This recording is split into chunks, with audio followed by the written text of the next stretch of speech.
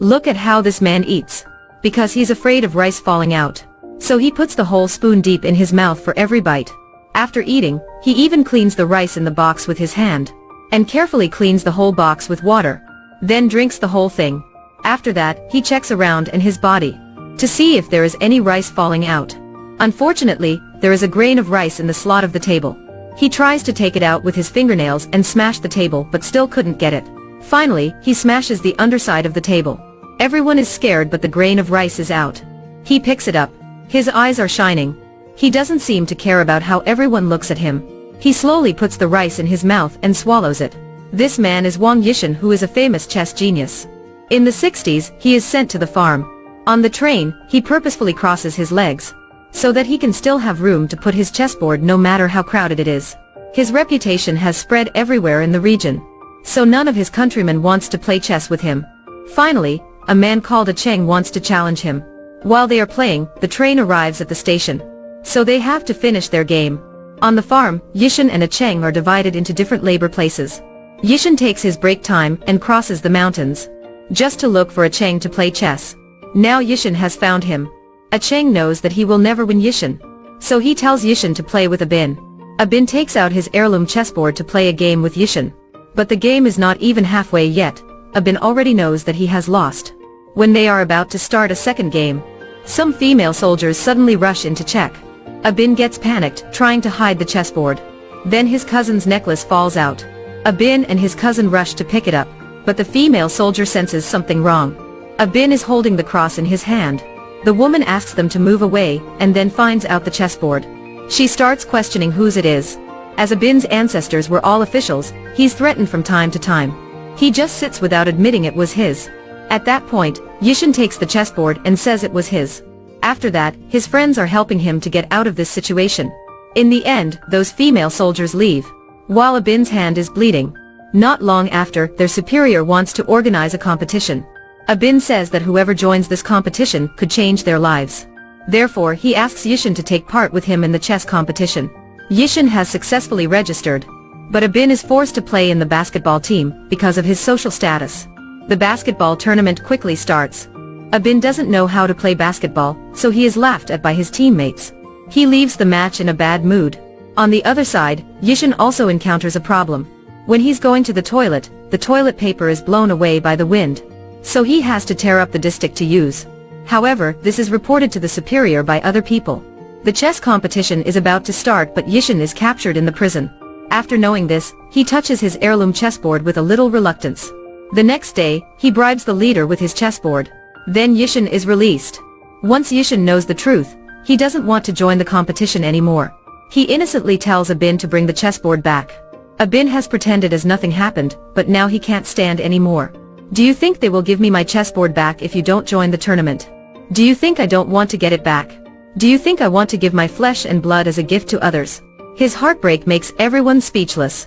When you can't decide what to do with your life, it's a kind of suffocating feeling that words can't describe. He is always full of fear every day. He doesn't dare to either complain when he's tired or stand up for himself when he's insulted. He just keeps nodding his head every day. But when something goes wrong, he's the first one to be questioned.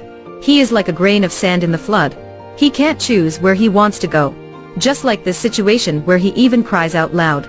He still has to pretend as nothing happened and practice playing basketball despite his heart disease. The reason why they made him play basketball is just that he is tall.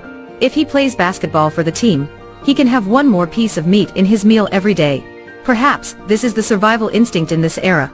Like a lonely grain of sand in a stream, like a blade of grass flying in the wind. Just live like that.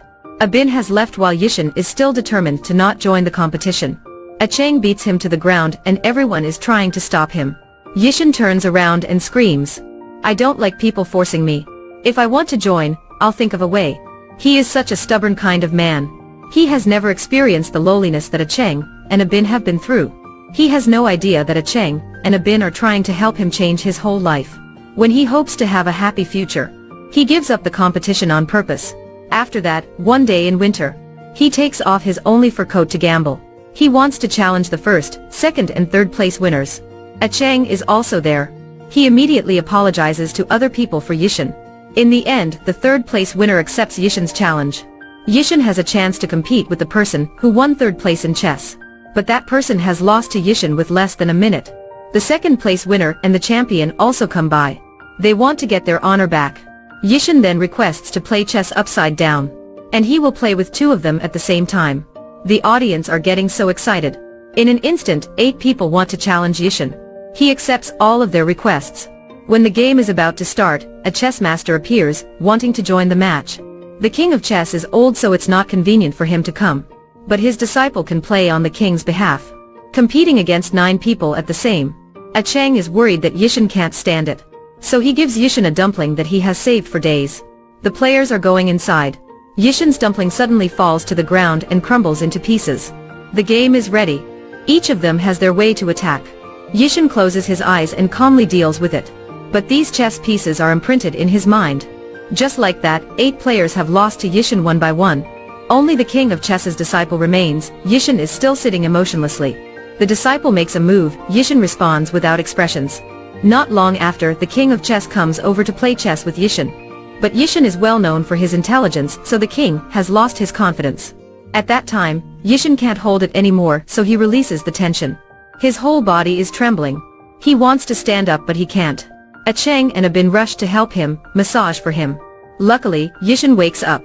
He's holding a chess piece that was given by his mom and saying, "Mom, don't worry.